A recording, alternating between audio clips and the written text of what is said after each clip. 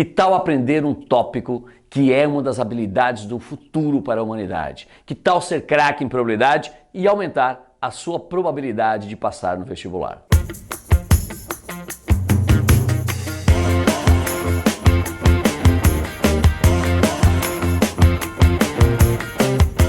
Vamos então para a nossa aula de probabilidade. A primeira aula de probabilidade é aquela que vai te dar a base para você entender esse assunto que é extremamente importante, que é considerado uma das grandes habilidades do futuro da humanidade e que, claro, tem uma frequência muito, mas muito grande no seu vestibular. Legal? Vamos começar com conceitos básicos e esses conceitos são, primeiro, o que é um experimento determinístico e o que é um experimento aleatório. Nós vamos trabalhar aqui com experimentos aleatórios, mas é bom que você conheça os dois, né? Experimento determinístico, a definição nos diz o seguinte, olha só, dizemos que um experimento é determinístico quando, repetido em condições semelhantes, ele conduz a resultados idênticos. Ou seja, se você tem sempre as mesmas condições, ele acaba sempre te dando os mesmos resultados. Isso é determinístico, eu consigo determinar o resultado final. Por exemplo, quando você vai ferver a água, ela vai ferver sempre a 100 graus Celsius. Isso se chama experimento o quê? Determinístico, tranquilo? E tem o experimento aleatório, que é justamente aquele experimento onde você, por mais que faça tudo exatamente igual, a sua resposta final nem sempre é a mesma. Um exemplo claro é quando você joga dados, né? Eu pego dados, eu posso jogar sempre dessa mesma altura, no mesmo ambiente, tudo exatamente igual. Mas eu não consigo garantir que o número virado para cima, o número que vai ficar voltado para cima, será sempre o mesmo. Isso é um experimento o quê? Aleatório. É um experimento em que eu não consigo garantir qual é a resposta final, mesmo que o experimento seja sempre feito sobre as mesmas condições. Aí nós chamamos de um experimento aleatório. Tranquilo? Muito bem, vamos para a próxima etapa agora. Alguns fenômenos aleatórios aí do nosso dia a dia, né? Por exemplo, vai chover amanhã? Como é que você sabe se vai chover ou não vai chover amanhã? É um fenômeno aleatório. Não, Edivaldo, nossa, mas a previsão do tempo me dá isso com exatidão. A previsão do tempo chama-se previsão. E ela é feita em cima de um negócio chamado o quê? Probabilidade. Exatamente isso. E em cima de dados estatísticos, né? Essas duas áreas do conhecimento matemático são muito importantes. Estatística e probabilidade. Você junta os dois e você consegue prever o futuro. Edivaldo, tá de piada? Não. Por isso que esse assunto é considerado uma das habilidades do futuro, né? Porque hoje, com os computadores que nós temos, com a tecnologia que nós temos e com o conhecimento de estatística e probabilidade que nós temos, realmente o ser humano, com a matemática, já consegue fazer previsões do futuro. Um exemplo é exatamente previsão do tempo. Você há de convir comigo que hoje a previsão do tempo é muito assertiva. Por quê? Porque os dados são coletados de maneira correta e, obviamente, a matemática auxilia com as suas fórmulas aí para que a gente tenha uma previsão. Mas é um fenômeno aleatório. Outro, qual será a temperatura na próxima semana? Também é um fenômeno aleatório. Mas notem, nós já conseguimos ter uma previsão muito boa sobre isso. Quais serão os números sorteados na Mega Sena? Esse aí a matemática ainda não consegue te dar exatamente os números. E é um fenômeno aleatório. Você vai jogar na Mega Sena e você não sabe o que vai acontecer. Dependendo do sorteio, né, pode tudo exatamente igual, aquelas grandes esferas que eles giram, sai a bolinha, tudo é exatamente igual, um experimento feito todo exatamente igual, mas os resultados são constantemente diferentes. Isso é um experimento totalmente aleatório. Que mais? Aí vem a parte que eu gosto, que é exatamente uma coisa que só matemático para pensar numa loucura dessa. Olha que legal. Estudar probabilidade é buscar modelos matemáticos que expliquem fenômenos aleatórios. Resumindo, o que seriam esses modelos matemáticos? Quer dizer que o matemático ele faz o quê? Ele estuda fenômenos aleatórios, fenômenos que você não sabe sempre o resultado final, porque eles mudam. Mas ele faz tanto estudo, que nós conseguimos na matemática criar um modelo que possa prever o que vai acontecer, mesmo sendo aleatório. Que é o que eu te falei, a ideia de prever o futuro. Saber probabilidade, saber muito probabilidade e estatística é conseguir prever o futuro em muitas coisas. Por isso que é uma área tão importante do conhecimento da humanidade e é uma área que se você tem afinidade, você deve investir, certo? Com certeza você deve investir. Muito bem, falei um pouquinho dessa introdução, acho legal você ter um pouquinho desse conhecimento, né, do quão importante é a probabilidade para a humanidade. Podia falar vários momentos aqui para você, mas nós temos aqui alguns conceitos básicos para fazer. Primeiro, o que é um espaço amostral? Edivaldo, não sei. Fácil. Quando você faz um experimento aleatório, você tem um conjunto de resultados possíveis. Você não sabe a resposta final, mas você tem um conjunto de resultados possíveis. Esse conjunto de resultados possíveis eu chamo na matemática de um espaço amostral. Tranquilo? Vou te dar um exemplo. Lançar uma moeda honesta. Não ache estranho esse termo, tá? De repente você vai pensar, poxa, até moeda desonesta? Você pode fazer uma moeda, você pode cunhar uma moeda de tal maneira que ela caia mais de um lado do que do outro. Então, quando eu falo moeda honesta, é que a chance de cair um lado ou outro é exatamente o mesmo. O que nós vamos chamar de eventos equiprováveis, que eles têm a mesma probabilidade de acontecer. Então, quando você lança uma moeda, qual é o meu espaço amostral? Qual é o conjunto de resultados possíveis? Edivaldo, se eu lançar uma moeda, ou sai cara, ou sai coroa. É isso. Então, o seu conjunto de resultados possíveis é o que eu chamo de espaço amostral, geralmente represento pela letra E, e ele é exatamente isso. Cara e coroa, conjuntos, resultados possíveis. Legal? Muito bem. Vamos fazer o seguinte agora, o que é um evento? Edivaldo, evento? Eu não sei. Simples, a definição diz que é um subconjunto do espaço amostral. Eu gosto de falar um pouquinho diferente. Tudo bem, não está errado, tá? Evento é um subconjunto do espaço amostral. O espaço amostral é o conjunto de todos os resultados possíveis. Evento, um subconjunto deste conjunto, ou seja, alguns resultados que te interessam. Opa! Resultados de interesse. Então, evento o que é? O evento é o conjunto de resultados que te interessa na probabilidade. Espaço amostral, total, o conjunto de todos os resultados possíveis. Evento, aquilo que te interessa. Começa a guardar assim, que é mais interessante, tá bom? Vou pegar mais um exemplo. Aparecer um número primo no lançamento de um dado. Bom, aparecer um número primo no lançamento de um dado. Vê se você concorda comigo. Meu espaço amostral é de 1 a 6. Porque quando eu lanço um dado, eu tenho lá os resultados possíveis. 1, 2, 3, 4, 5 ou 6. Edivaldo, mas esse dado tem que ser um hexaedro, tem que ser um cubo? Não. Ele pode ser um icosaedro, pode ser um dado com 20 faces. Quem joga RPG sabe disso, que pode ser qualquer tipo de dado, tem várias variações, mas se um vestibular falar, lancei um dado, você sempre vai considerar um hexaedro, um cubo, com 6 faces numeradas de 1 até 6. Legal? Então, se eu falei lancei um dado, esse é meu espaço o quê? Amostral. Beleza? Agora, qual é o evento? Bom, aparecer o número primo. Opa, eu quero só daqui o que é número primo. Lembra quem são os números primos aqui? Os primos são o 2, o 3 e o 5. Esse é o meu evento. O meu evento é aparecer o número primo no lançamento de um dado. Resumindo, esses são os resultados que me interessam nesse conjunto de resultados possíveis. Tá tranquilo até aqui? O que é espaço amostral, o que é evento, experimento determinístico e experimento aleatório. Mais uma introduçãozinha, presta atenção agora. Um dado é lançado e observa-se o número da face superior. Determina a probabilidade desse número ser par. Eu costumo brincar e dizer que se você pegar essa pergunta e levar para qualquer pessoa que tenha estudado o mínimo possível, que saiba o que é um número par, obviamente, que conheça um dado, ela provavelmente vai acertar a resposta. Eu costumo brincar que o ser humano, ele nasce com probabilidade dentro dele. Alguns desvirtuam, infelizmente, né? Mas você nasce com probabilidade e nós vamos aflorar isso dentro de você. Você vai buscar essa probabilidade, essa noção de chance que todo mundo tem e no dia a dia as pessoas falam muito, minha chance é grande, minha chance é pequena. Isso é probabilidade. Então aqui é uma questão que eu acho que muita gente faria de cabeça.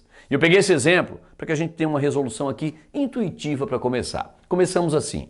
Por favor, não existe o termo resolução intuitiva, eu estou inventando. Vamos começar? Eu vou lançar um dado. Se eu vou lançar um dado, quantos resultados possíveis eu tenho? 6. De 1 a 6. Concorda? 1, 2, 3, 4, 5, 6. Mas eu estou pensando que saiu um número par, eu estou apostando, eu quero saber a probabilidade de sair um número par.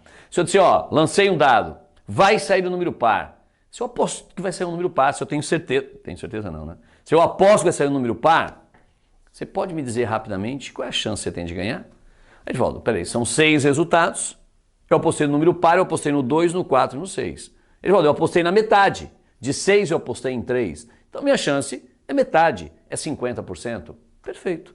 A ideia, a resolução intuitiva nos diz isso, né? Que a probabilidade vai ser de quanto? 50%. Por quê? Porque são 6 resultados possíveis e metade deles é par. Por isso que metade é par, minha chance é de 50%. Note, é uma resolução intuitiva.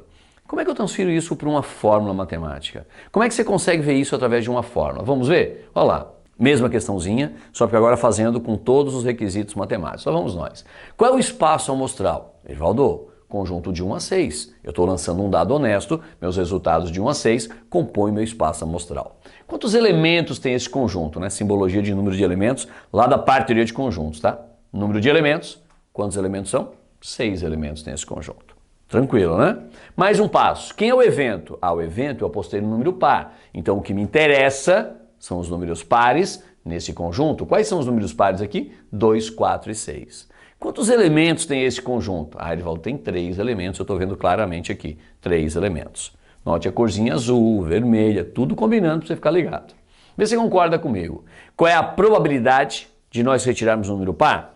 Vamos falar um pouquinho diferente? Minha chance é de 3 resultados em 6. Minha chance é de 3 resultados em 6. Vamos falar um pouquinho diferente. Minha chance é de 3 para 6. Minha chance é de 3 para 6. Erivaldo, concordo plenamente. Está fácil de compreensão, Erivaldo. Minha chance é de 3 para 6.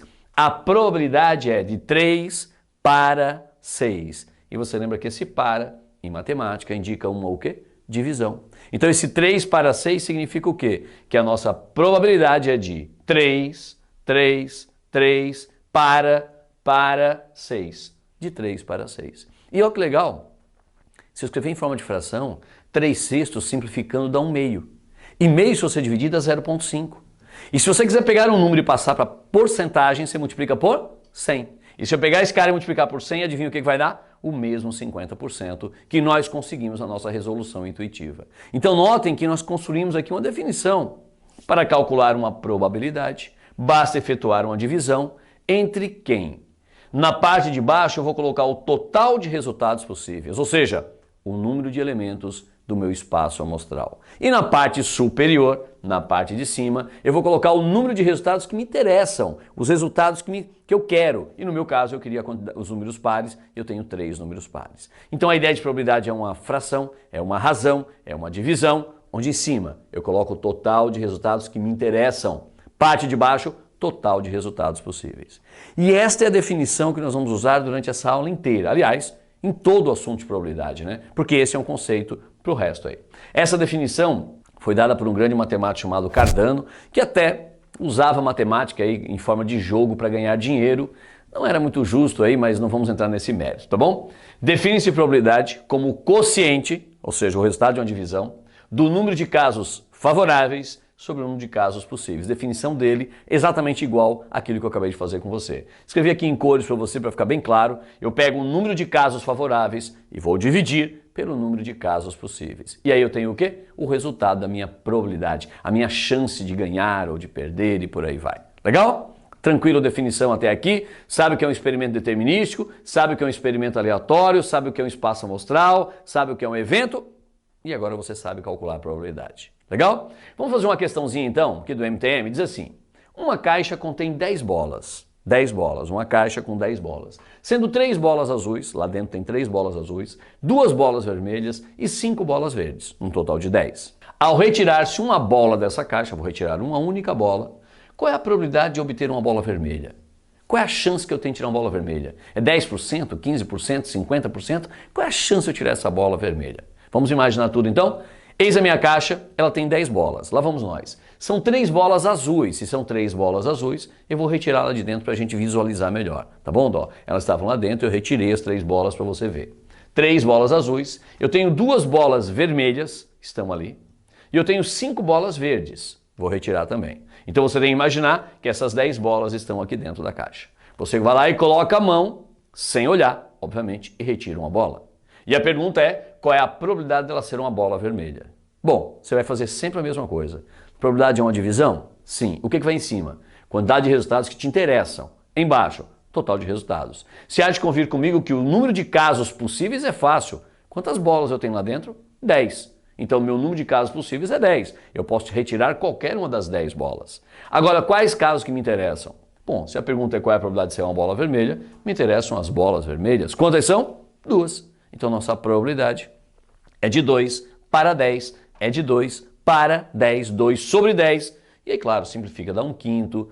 Se você dividir 2 por 10, vai dar exatamente 0,2. E 0,2 multiplica por 100 para passar para a porcentagem e vou chegar exatamente em quanto? 20%.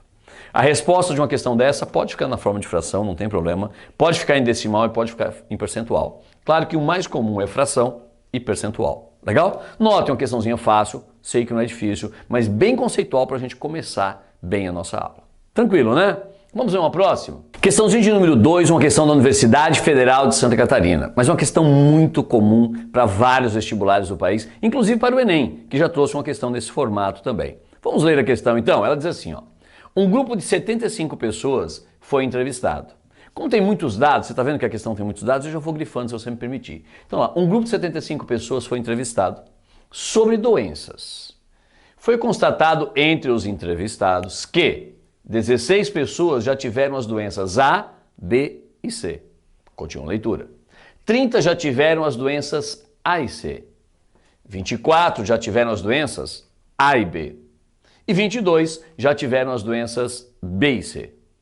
E 6 tiveram apenas a doença A, 9 tiveram apenas a doença B e 5 tiveram apenas a doença C.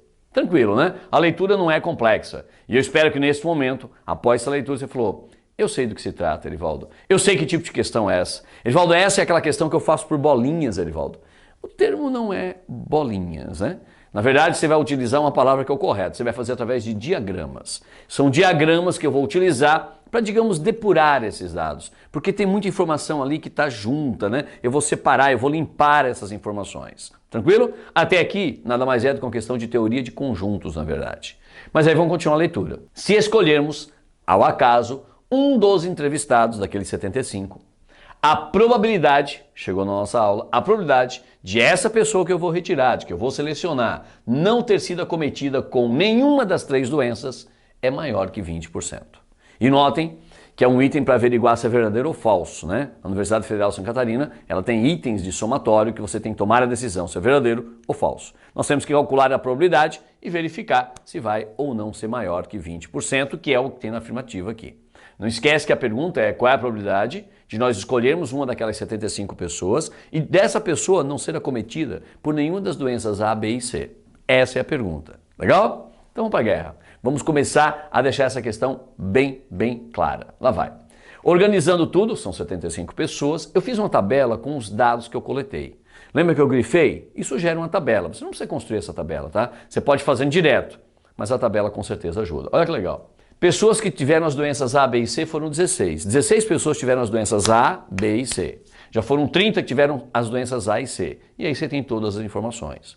6 pessoas tiveram apenas a doença A, 9 apenas a B e 5 apenas a C. Como eu te falei, nós vamos fazer os nossos diagramas, né? Que o pessoal chama de bolinhas. Então vamos lá. Primeiro, sempre um retângulo grandão.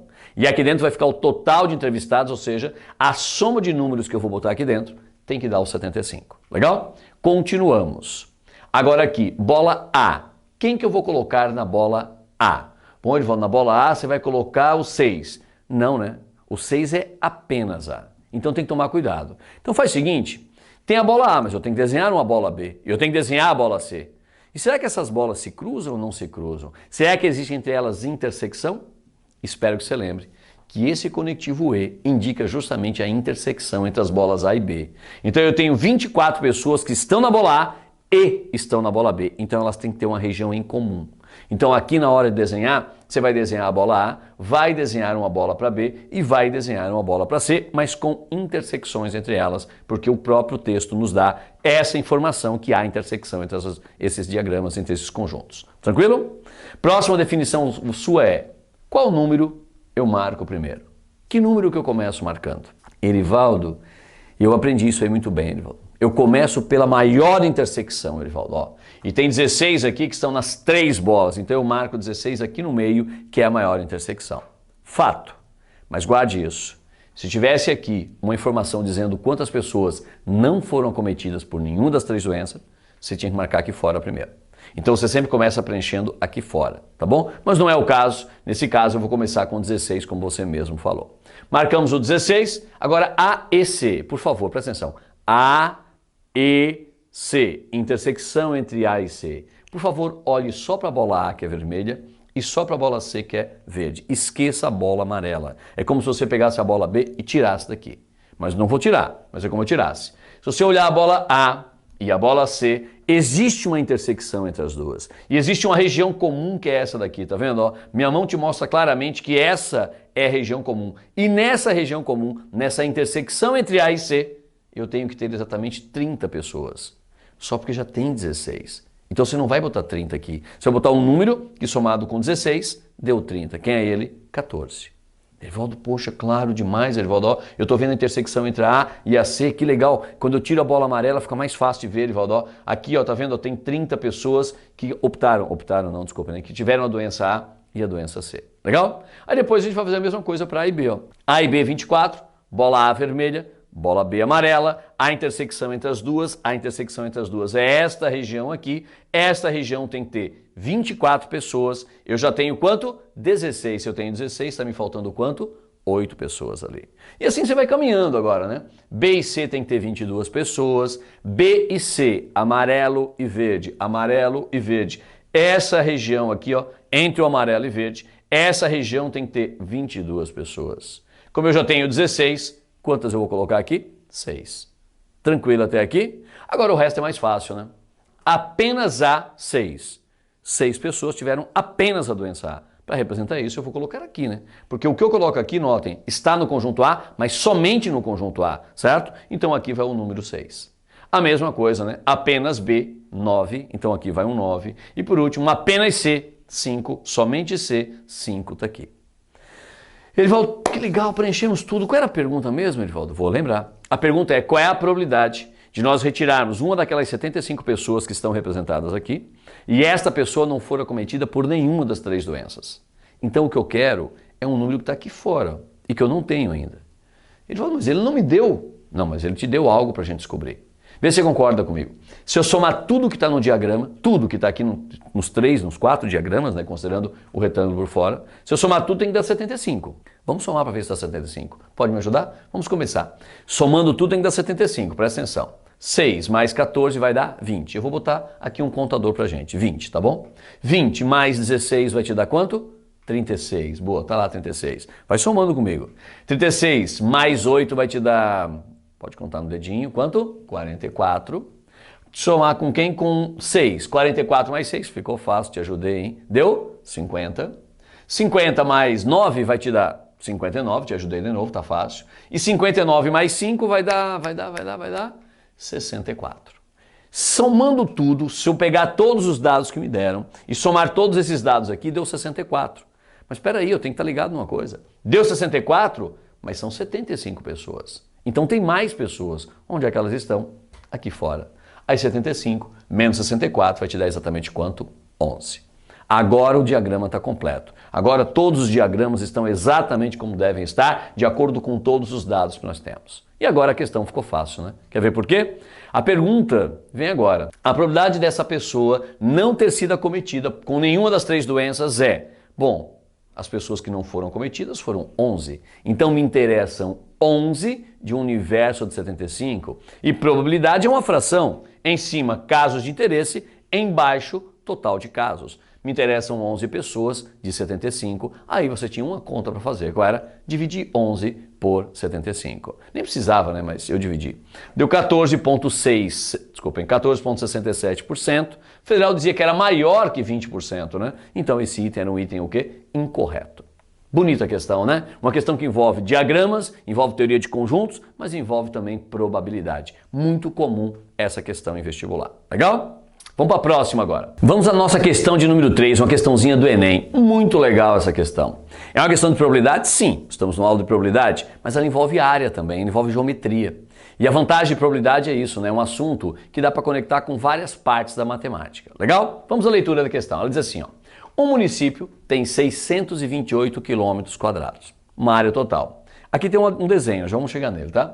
E ele é atendido por 2 emissoras de rádio, as emissoras A e B, que alcançam um raio de 10 quilômetros dentro do município.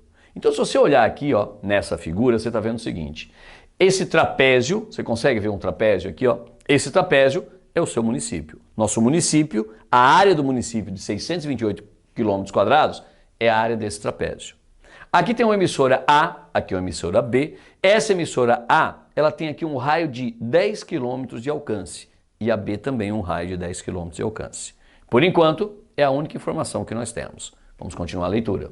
Para orçar um contrato publicitário, uma agência precisa avaliar a probabilidade, chegamos na aula, de que um morador tendo circulado livremente por esse município, encontre-se na área de alcance de pelo menos uma das duas emissoras, A ou B. E a pergunta é, qual é essa probabilidade? Resumindo, vê se você entendeu. Eu tenho uma área de 628 km², minha área total do município. Uma pessoa caminha livremente por essa área e a pergunta é, qual é a probabilidade dessa pessoa estar exatamente num ponto que é coberto pela antena A ou num ponto que é coberto pela antena B? É isso a nossa tarefa, legal? E se essa é a nossa tarefa, hora de resolução. Lá vamos nós.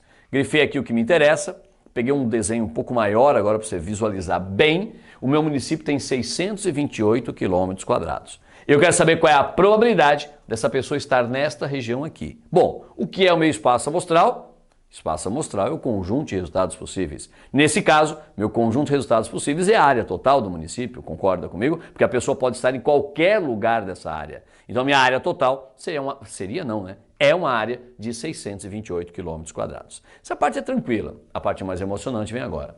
O que é o meu evento? Evento é o que me interessa. Me interessa o quê? Que essa pessoa esteja numa área de cobertura A ou B, que ela esteja aqui ou aqui. E nossa tarefa, então, é calcular aquela área ali. Eu tenho que calcular essa área, somar com esta área, aí eu vou ter a área de interesse e aí, claro, eu vou dividir pela área total. É isso.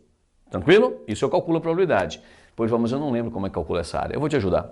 Isso aqui a gente chama na matemática de um setor circular. É um pedaço de uma circunferência, um pedaço de pizza que o pessoal gosta de brincar de falar. Vou te ajudar. Se esse ângulo aqui, ó, vou marcar, se esse ângulo aqui fosse de 90 graus, por exemplo, era muito fácil, né? Porque se aqui é 90 graus, uma volta completa é 360, 90 é 1/4 360, 90 você estaria pegando o quê? 1/4 da área total. Calcularia a área total de um círculo que é dada por πr² e dividiria por 4. Mas para isso eu tenho que saber quanto mede aquele ângulo e é óbvio, para calcular essa área também tem que saber quanto mede esse ângulo. E aí vem a sacada do Enem, né? Olha que legal. Teoricamente eu tenho que descobrir este ângulo e este ângulo, mas olha que legal, lá vou eu com você. Você concorda que nós temos um trapézio, que é um quadrilátero? Você concorda que aquele ângulo mede 90 e esse mede 90, a simbologia indica isso? E quanto mede a soma dos 4 ângulos? Você lembra? Quanto vale a soma dos 4 ângulos de um quadrilátero? Igual a soma dos ângulos de um quadrilátero é quanto? 360. Você tinha que saber essa informação lá de geometria. Se a soma dos ângulos é 360, quer dizer que alfa mais beta mais 90 tem que dar 360. Fácil, né? Porque aqui é a soma dá 180, 360 menos 180, eu descobri que alfa mais beta vale 180. E nessa hora você tem que sorrir, ficar feliz demais. Eu falo, mas por quê? Pensa, se essa área, se esse ângulo mais esse ângulo dá 180, e se ambos têm o mesmo raio, o que acontece? Se a soma dá 180 e ambos têm o mesmo raio, essa área mais essa área nada mais é do que a metade da área de um círculo, o que eu chamo de um semicírculo, concorda? Então você calcula a área total, que é πr² e divide por 2. πr², onde o raio é 10, porque é o mesmo raio. Se não fosse o mesmo raio, eu não poderia dizer isso, mas é o mesmo raio. Você quer ver que legal? Olha só. Então eu já tenho que a área, né, que me interessa, a área vermelha aqui, é a área de um semicírculo. Vou continuar com você. Olha que legal. Para você ver bem, visualizar bem, eu quero essa área mais essa área. Olha que legal que eu vou fazer contigo. Ó, eu estou tirando a área daqui e vou colocar lá em cima. Evaldo, de novo, faz de novo, ficou bonito essa animação. Olha lá, vou tirar essa área daqui e colocar lá em cima. Quando eu faço isso, você consegue ver claramente, ó, que como alfa mais beta vale 180, eu tenho exatamente a metade da área de um círculo. E a metade da área de um círculo é fácil de calcular, né? πr² sobre 2, πr² é a área de um círculo, eu estou pegando só metade, notem, não tem outra parte. Como meu raio vale 10, eu vou colocar 10 aqui. E o π, espero que você lembre, ele vale quanto? Lembra? Π vale 3,14. Ótimo, é isso. Ó.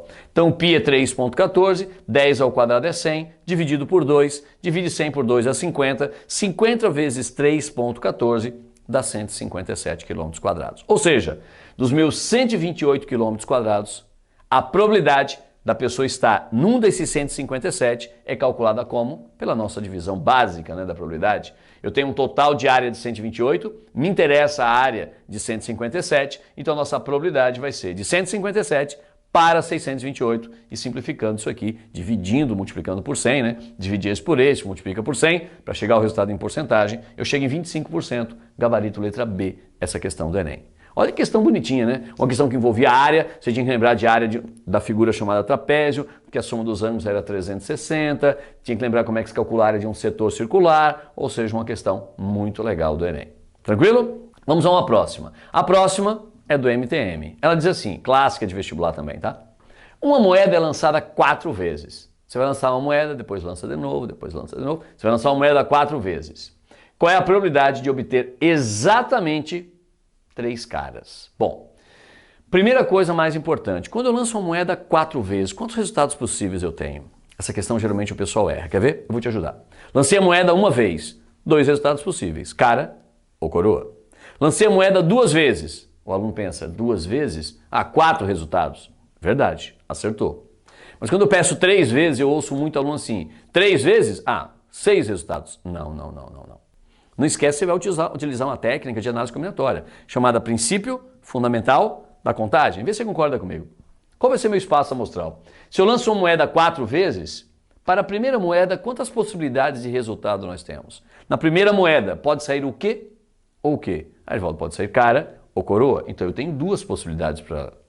Quando eu lanço a segunda moeda, também pode sair cara ou coroa. Também tem 2 resultados possíveis. Arivaldo, claro. E na terceira moeda eu também tenho 2 resultados possíveis. E na quarta moeda eu também tenho 2 resultados possíveis. E pelo princípio multiplicativo, ou princípio fundamental da contagem, ao multiplicar, eu tenho um total de 16 resultados possíveis. Tranquilo? Se você quiser fazer isso com árvore de possibilidades, você pode fazer. Primeira moeda, cara ou coroa. Depois, se essa for cara, pode ser cara ou coroa. Se essa for cara ou coroa. Você constrói uma árvore de possibilidades e você vê um total de 16 resultados possíveis. Mas claro, muito mais fácil fazer utilizando uma técnica chamada princípio fundamental da contagem. Aqui vem um erro clássico de aluno. Então, geralmente o pessoal erra porque não bota 16, coloca aqui um número diferente, né? Se atrapalha, mas você já sabe que é 16. Mas no evento também o pessoal comete um pecado. Eu quero exatamente 3 caras. Geralmente o aluno pensa assim. Estou chamando o K de cara e o C de coroa, tá? Só para a gente se entender a partir de agora. Quando for moeda, o K eu vou usar para cara e o C para coroa. Só uma simbologia para ficar diferente. Ele fala, tá, se eu quero exatamente 3 caras, então eu quero esse resultado. Perfeito. Ele fala, então me interessa um resultado de 16. Esse é o erro. Não te interessa um de 16. Quando eu falo exatamente 3 caras, eu não apostei que vai sair exatamente 3 caras e que elas serão o resultado das 3 primeiras moedas. Se você botar 1 sobre 16, você está calculando a probabilidade de eu ter exatamente 3 caras nesta ordem. Mas eu não falei que tem que ser nessa ordem. Eu quero que ao final dos 4 lançamentos eu tenha 3 caras, exatamente 3 caras. Mas não necessariamente que ocorra cara, cara e cara nos 3 primeiros lançamentos. Então podia ser coroa, cara, cara, cara. Podia, com certeza podia. E eu espero que você entenda que há uma diferença, né, na hora de calcular isso. Por exemplo, digamos que eu diga, pessoal, eu vou lançar uma moeda 4 vezes e eu aposto que vai sair exatamente 3 caras. Isso é uma aposta. Mas eu posso apostar assim. Pessoal, eu vou lançar uma moeda 4 vezes e eu aposto com você que vai sair cara na primeira, cara na segunda, cara na terceira e coroa na quarta. Pô, se eu aposto nesta ordem, eu só tenho esta chance de ganhar.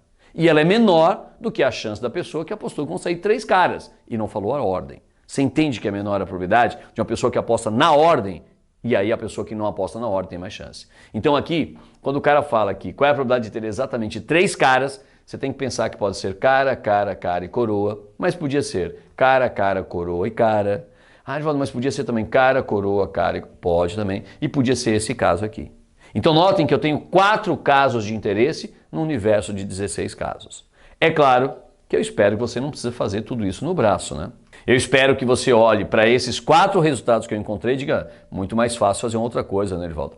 Porque o que eu fiz aqui? Eu peguei K, K, K e C, essas 4 letras, e fiquei trocando de posição entre elas. Eu peguei esse grupinho de 4 letras e fiquei trocando de ordem. E quando eu pego um grupo inteiro e fico trocando de posição, eu estou fazendo uma permutação. Boa! E é uma permutação de quantas letrinhas? 4. Mas lembra que é uma permutação com repetição. É uma permutação de 4 com repetição de 3 letras K e uma letra C. É claro que o C não precisava nem colocar, tá? Mas eu vou escrever, ó. É uma permutação de 4 com repetição de 3. O 1 eu estou colocando de alegre, não precisava. Mas quem lembra da forma de permutação com repetição, como é que era? Quem está embaixo vai para cima e quem está em cima vai para baixo.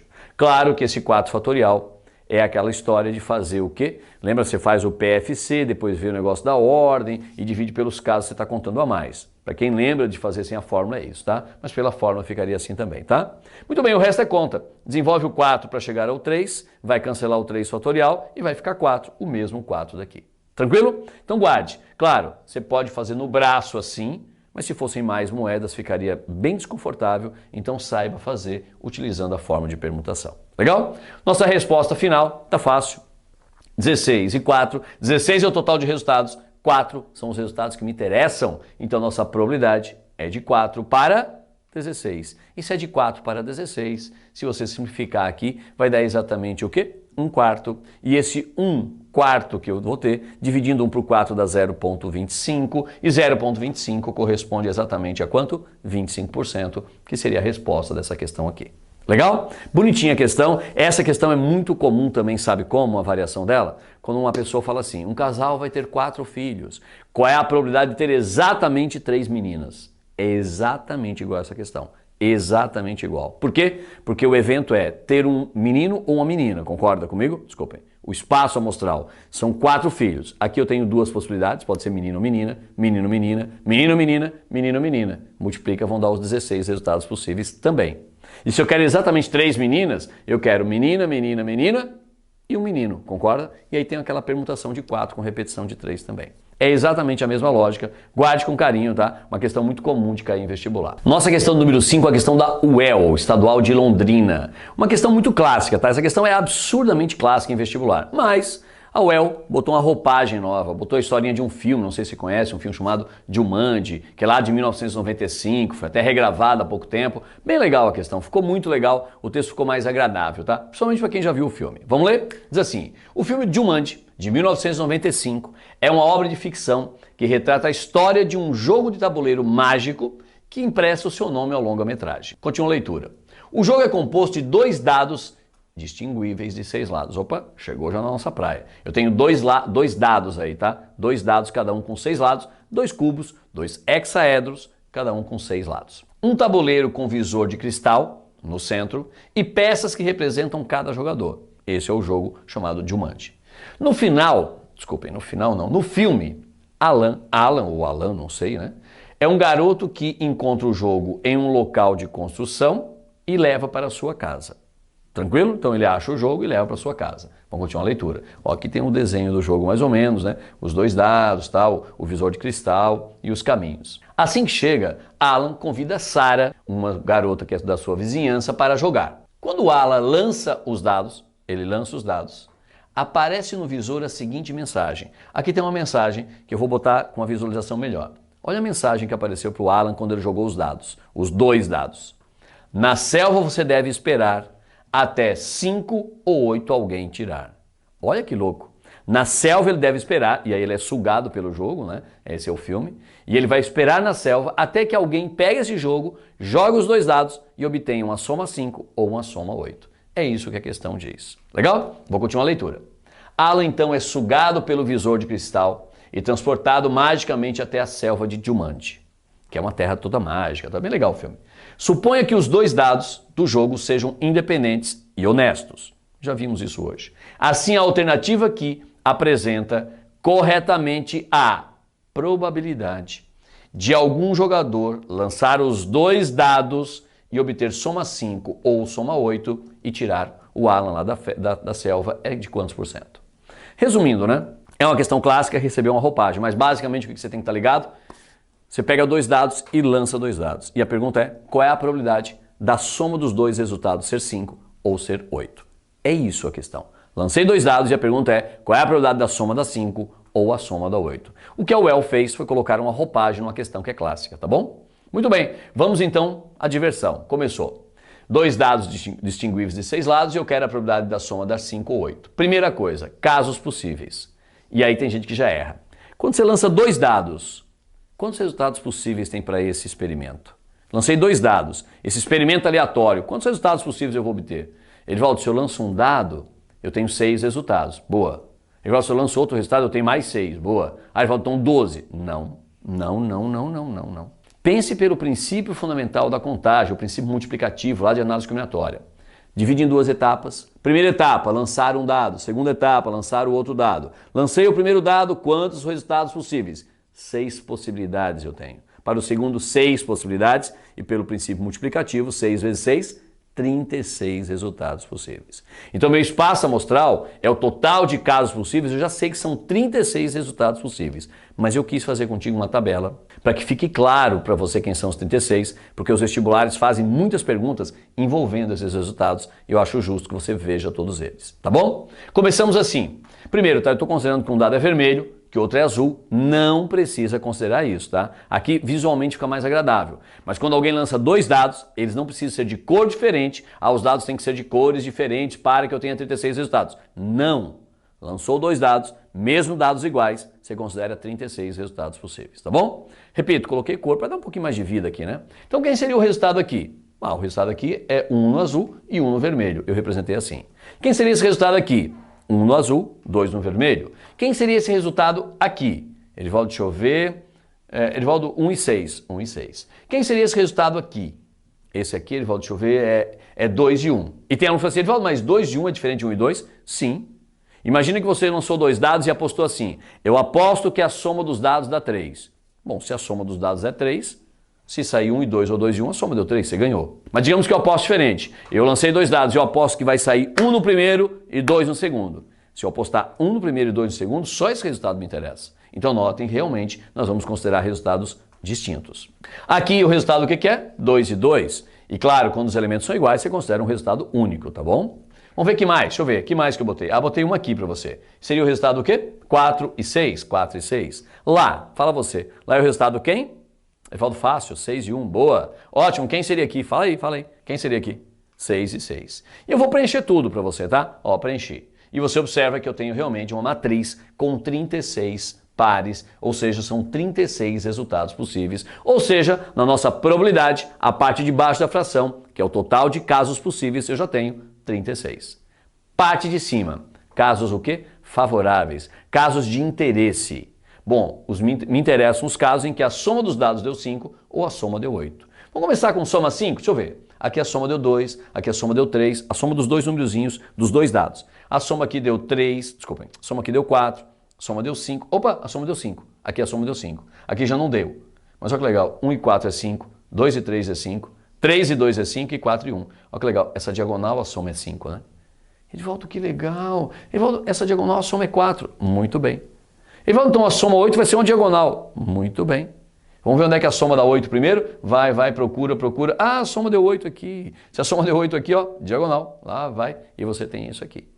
Total de resultados que me interessam. 1, 2, 3, 4, 5, 6, 7, 8, 9 resultados. Ou seja, para o nosso menino sair de lá, para o Alan sair da selva, eu tenho 9 resultados que me interessam no universo de 36. Ou seja, a nossa probabilidade seria de 9 resultados possíveis no universo de 36. 9 sobre 36, simplificando, vai dar o quê? Vai dar 1/4, concorda comigo? E esse 1/4 é 0,25. Resumindo, a chance do Alan sair não é muito grande não, né? É de 25%. Ou seja, por isso que no filme ele fica muito tempo lá, né? Porque alguém tem que achar o jogo, alguém tem que jogar, ninguém está contando essa probabilidade, obviamente, e ainda para a soma das 5 ou 8, é claro que ele tem que ter ele tem aí 25% de probabilidade, que a resposta da questão da UEL é letra C. Bonita questão, né? Questão clássica, guarde, aqui fica a lição de 2 dados lançados, 36 resultados possíveis. Aí eles podem pedir muitas coisas, uma delas é essa de soma 5, soma 8 ou qualquer outro caso possível.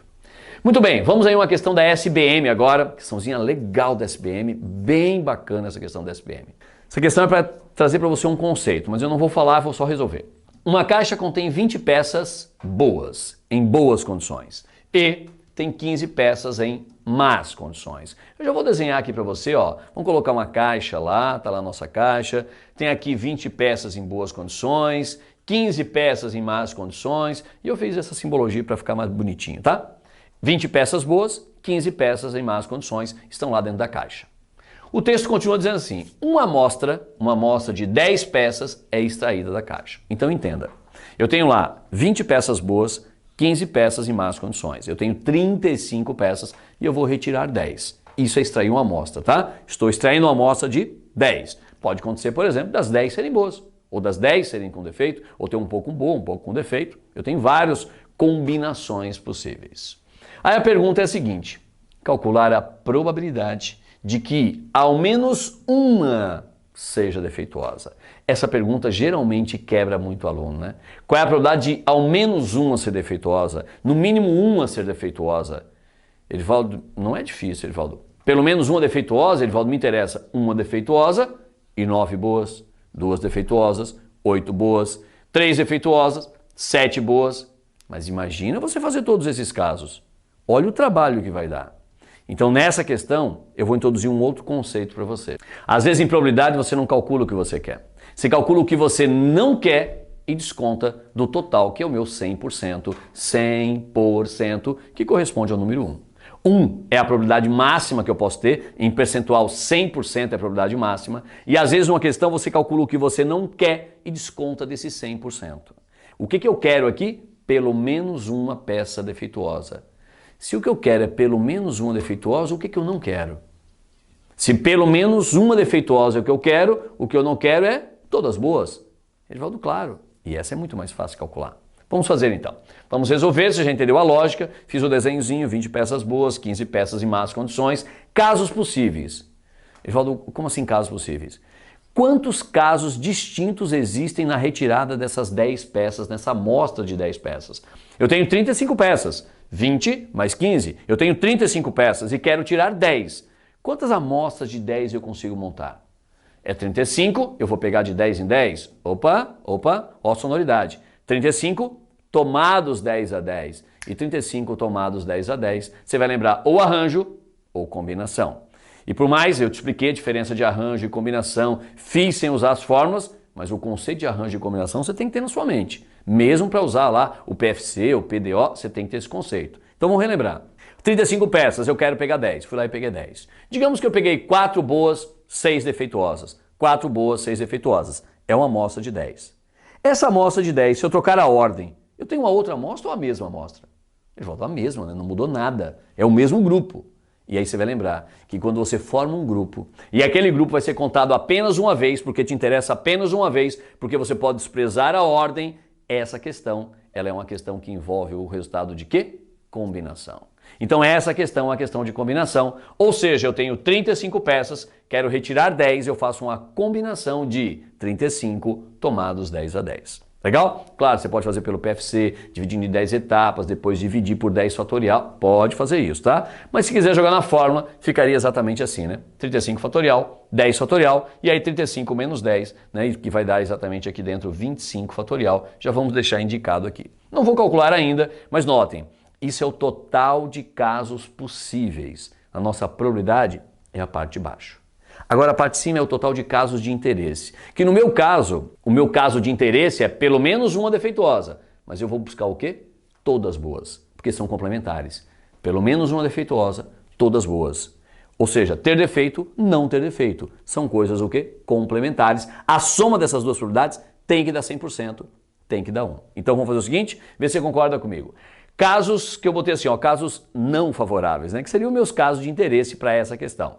E esse caso, o que é? Eu quero só peças boas. Eu quero retirar 10 peças e quero que elas sejam boas. Se 20 peças são boas, o número de amostra de peças boas é uma combinação de 20 tomadas 10 a 10. Concorda comigo? Essa combinação de 20 tomados 10 a 10 vai me dar o total de casos que me interessam de peças boas, só peças boas. Legal? E aí, claro, você vai jogar na fórmula, vai dar 20 fatorial, 10 fatorial, e esse 10, né, é 20 menos 10. Tranquilo? Muito bem. O que eu tenho até agora? Casos possíveis, esse baita número que eu não calculei o valor.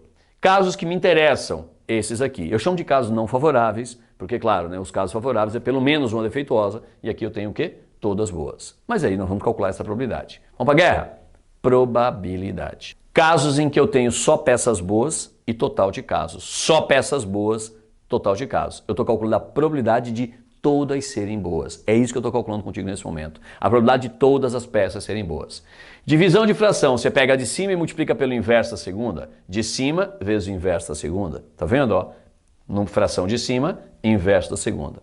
Vai cancelar 10 fatorial facilmente e vai ficar 20 fatorial vezes 25 fatorial, 10 fatorial vezes 35 fatorial. Vou levar para a próxima tela e tá lá, ó, exatamente aquilo. Aí, claro, vou deixar as continhas para você. Desenvolve o 25 fatorial até chegar, desenvolve o 35 fatorial até chegar ao 25 fatorial, cancela um monte de coisa. Desenvolve o 20 fatorial até chegar no 10 fatorial, cancela um monte de coisa e vai dar esse resultado aqui, ó.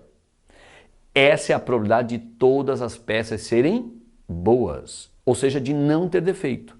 E aí você concorda comigo? Se essa é a probabilidade de não ter defeito, qual é a probabilidade de ter defeito? Ter pelo menos uma defeituosa? É o complementar, que eu chamo de uma probabilidade com a barrinha em cima, chamada probabilidade complementar. Essa simbologia indica que essa probabilidade mais aquela tem que dar 1. Ou seja, a probabilidade que eu quero é o meu 100%, que é 1, menos esse número que eu encontrei aqui. Olha lá, a minha probabilidade total, tirando a probabilidade de todas serem o quê? Todas serem boas, ou seja, de não ter defeito, vai me dar a probabilidade de pelo menos uma ter defeito. E é claro que dá essa continha, né?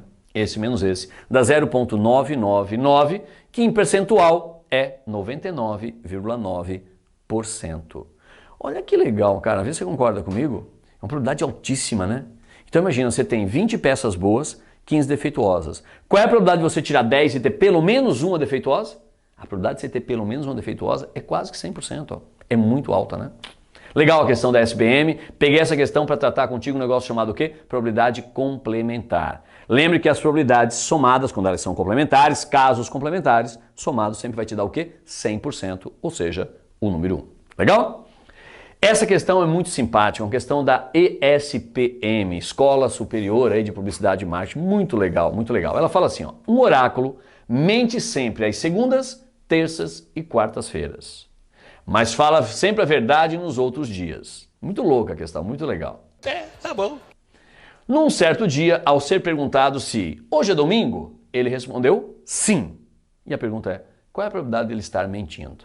Eu adoro essa questão porque o aluno lê e diz assim, meu Deus, como é que faz isso? E ela é muito simples, mas ela é muito simpática. Eu trouxe pela simpatia que ela é, tá? Então, ó, o oráculo mente sempre a segunda, terça e quarta. Gravei. Ele mente na segunda, mente na terça e mente na quarta. Nos outros dias ele fala a verdade. Fiz uma tabela para a gente não se perder. Ele mente na segunda, mente na terça, mente na quarta. Tá escrito lá. Nos outros dias, ele fala a verdade. Então, ele fala a verdade na quinta, na sexta, no sábado e no domingo. Tranquilo? Só registrei para não perder. Muito bem. Num certo dia, ele foi perguntado se hoje é domingo e ele respondeu sim. Qual é a probabilidade dele estar mentindo? Perguntaram se era domingo e ele respondeu sim. Muito bem. Qual é a probabilidade dele estar mentindo? Vamos só virar aqui a tela, deixar tudo bonitinho e começar. Se perguntaram para ele o seguinte, ó, num certo dia perguntaram, hoje é domingo, ele respondeu sim. Em quais dias ele poderia responder sim? Vamos pensar? Perguntaram, hoje é domingo? Na segunda ele podia responder sim? Ele falou sim, porque ele mente na segunda, então ele podia responder sim. Boa. A segunda é um caso que me interessa, certo? Desculpa, é um dos casos possíveis aqui. Na terça, ele podia falar sim? Sim, ele falou claro. Na terça ele pode falar sim, porque ele pode estar mentindo. E na quarta ele pode falar sim também. Na quinta não. Se o dia foi uma quinta-feira, ele fala a verdade na quinta. Ele ia dizer, não, hoje é quinta. Então se perguntaram se é domingo, ou era uma segunda, ou era uma terça, ou era uma quarta, ou era um domingo, porque no domingo ele fala a verdade. Ou seja, quantos resultados possíveis eu tenho? 4. São 4 resultados possíveis. Na segunda, na terça, na quarta e no domingo. São 4 casos aí, né, que eu tenho que ele poderia responder sim, hoje é domingo. Agora, casos favoráveis. A pergunta qual é? Qual é a probabilidade dele estar mentindo? E a probabilidade dele estar mentindo é fácil, né? Ele mente quando? Ele mente aqui, aqui e aqui. Então ele podia estar mentindo se fosse na segunda, se fosse na terça ou se fosse na quarta. Ou seja, dos 4 dias em que ele poderia responder sim, em 3 deles ele podia estar mentindo. Então a probabilidade dele estar mentindo é de quanto? 3 para 4, ou seja, gabarito aí, a gente vai ver qual é a resposta, a letra C. Simpática a questão, né? Muito bonitinha, confortável, gostosa. É uma questão que vale a pena até você brincar com seus amigos aí, perguntar isso para eles, colocar. Uma questão muito bem bolada. Legal? Vamos para a próxima questão agora. Vamos à nossa última questão dessa aula. E claro, vamos fechar com chave de ouro com a questão aí do nosso querido e amado ITA. Uma questão bem legal. Vamos ler com calma, entender bem para não ter erro nenhum, tá bom? Vamos para a guerra. Lançando 3 dados de 6 faces cada dado, obviamente, numeradas de 1 a 6, sem ver o resultado, você é informado de que a soma dos números observados na face superior de cada dado é igual a 9. A soma dos três dados é igual a 9. Se eu somar os três dados, vai dar 9. Muito bem. Você é informado que a soma dos números observados vai dar 9. Aí continua dizendo assim, determina a probabilidade de um número observado em cada uma dessas faces ser um número ímpar. Resumindo, o que ele está dizendo? Ó, lancei três dados. A soma dos resultados deu 9. Qual é a probabilidade de os números serem ímpar? É essa a questão. Sua tarefa é resolver essa questão. Pois, mas quando eu lanço três dados, o meu espaço amostral é muito grande. É verdade. Olha que legal. Se você lança dois dados, eu tenho 6 vezes 6, 36 resultados possíveis. Mas se eu lanço três dados, 6 vezes 6 vezes 6, 216 resultados possíveis. Mas aqui o ITA te ajudou um pouquinho, porque ele te deu uma informação que faz com que você reduza o espaço amostral. Porque ele falou o quê? Que alguém te contou que a soma dos números deu 9. Se a soma dos números deu 9, você tem uma informação. É um pouquinho de probabilidade condicional que nós vamos ver mais à frente, tá? Mas notem, ele falou, olha, a soma dos números deu 9. Quer dizer, você sabe que a soma deu 9? Se você sabe que os três numerozinhos somados, um de cada dado, somando deu 9, você não tem mais 216 resultados. Seu espaço amostral diminui. Legal? E aí a pergunta é, qual é a probabilidade, então, dos números serem ímpares, né? Vamos para a guerra, então? Vamos começar.